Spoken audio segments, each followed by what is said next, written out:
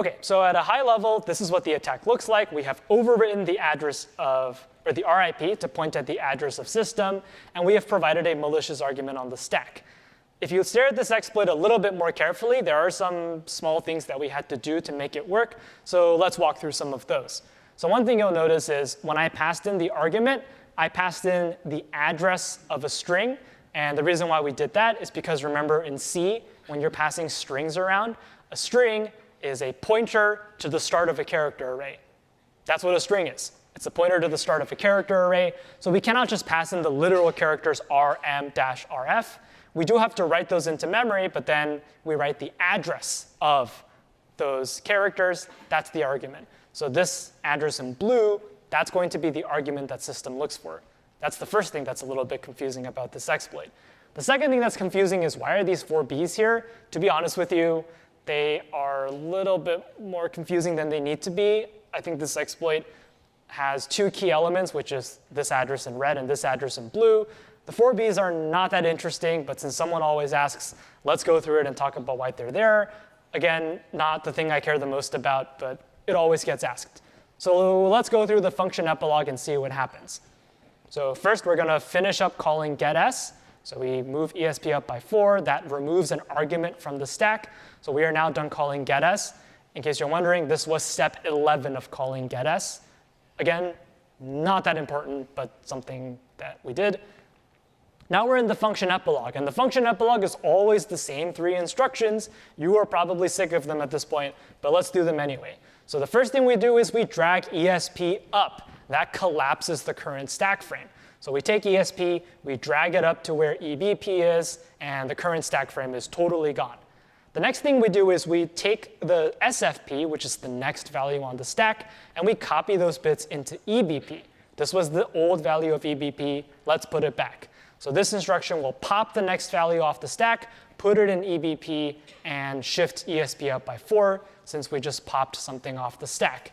And remember, because these 4 values are just AAAA, EBP now holds the value AAAA. Where does that point? I have no idea. I don't care. So EBP is now floating off into nothingness. And the final instruction is ret. Here's where the interesting thing happens. Ret behaves like pop EIP. So what does it do? It goes on the stack, takes the next value, treats it like an address, goes to that address, and starts executing code there. So we'll take the next address, which just so happens to be address of system. We'll go to that address and start executing shellcode. So these bits get copied into EIP. And now EIP is in the instructions of system. So we are now executing code in system. This is not what the program was supposed to do. But since we overwrote the RIP, that's where it is now. And as usual, when we pop something off the stack, ESP moves up by 4. So now you're wondering, what is the point of these 4 Bs? It is not that important, but I will answer it anyway, since someone always asks. So if you think about where we are now, we have just begun calling system. That's what system thinks. It thinks someone else must have called me, because we are now at the very first instruction of system. So in fact, did that actually happen? Did someone really call system? No, we didn't ever write an instruction that says call system. So the stack is totally messed up at this point. The system thought that someone else wrote call system, and that's why system is being called. But in fact, nobody actually called system. We executed this attack, and we are now pointing at the start of the instructions for system. So system thinks that the stack should be laid out as if someone just started calling system. Did someone really just start calling system and go through all the proper steps of calling convention? Nope, but that's what system thinks. So if you think back to all the calling convention steps, what are the steps before someone calls system, if it were a legitimate call to system, which this one is not? Well, when you call system, the first thing you do is you push arguments. That's why the argument's on the stack, because arguments are pushed on the stack. So we pushed this address, and that's the address of a string. That's an argument on the stack. And when you write an instruction like call system, what's the next step in executing a function? You push the RIP, and then you go to the instructions of system. If you think back to all the steps of a function call, that's the second step of calling a function. You push the RIP on the stack, and then you move to system and start executing instructions at system. So what system expects to happen is 4 bytes were pushed on the stack corresponding to the RIP, and then EIP moved over to start executing the instructions of system. But in fact, that is not what we did. We totally messed up this stack. So system is expecting that the stack at this point has an RIP followed by a bunch of arguments, because that's what you push when you call a function. You push the arguments, you push the RIP, you jump to the function.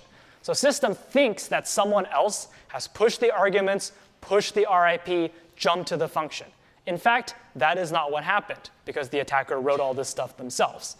So as an attacker, we need to give system the illusion that someone pushed arguments and someone pushed an RIP. So how do we push arguments? We wrote this argument on the stack. And how do we push the RIP? That's what these 4 Bs are.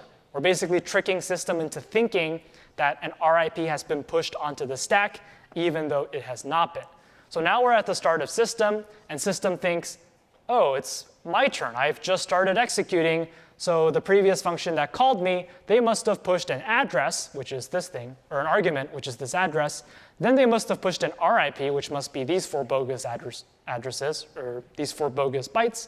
And now it's time to execute system. And system has its own prologue, so what it's going to do, it's going to move EBP down here, it's going to drop ESP down, create its own stack frame, erasing all this stuff, and using its own stack frame to do whatever it is that system does. But to make a very long story short, and again, it is really not the most important part of this exploit, the reason why these 4 Bs are here is because we did not call system the right way. We did not follow a calling convention. We instead just forced the program to jump to system. And because we did that, the stack is all messed up. So to make the stack look nice, we need to trick system into thinking that an RIP was pushed in addition to the arguments. So we push the arguments by writing this, and we quote unquote push the RIP by writing these 4 Bs. So that's what those 4 Bs are. They're basically tricking the system function into thinking that an RIP is on the stack, even though there really isn't one. And this will then allow system to create its own stack frame and look for the address of RMRF, the argument, at the right place on the stack. So we're faking lining up the stack in the right way. It is honestly a very small detail, but it is one that people always ask me about, which is why I've tried to answer it. But again, the most important part of this exploit is really just the fact that I am jumping to existing code and passing in malicious arguments. And the 4 Bs are kind of a footnote, if anything.